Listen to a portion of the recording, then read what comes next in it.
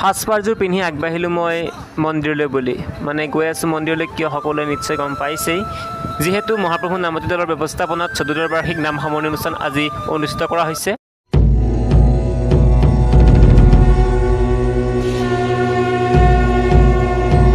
ভিডিঅ'টো পাৰ্ট হিচাপে দিম, পাৰ্টত 1 পাৰ্ট 2কৈ দিম। মন্দিৰভাগো দেখুৱাম মই, আৰু এইফালে আমাৰ পূজাৰীয়ে কাম কৰি আছে। কেনেকুৱা গৰম উৎকট গৰম আৰু উৎকট গৰম। মই জনামতে ইয়াত বহুকেইটা কাৰ্যসূচী কৰা হৈছে। গোটেই কাৰ্যসূচীসমূহ মই দেখাব চেষ্টা কৰিম। সকলোৱে পুথি আনিবলৈ আগবাঢ়িল।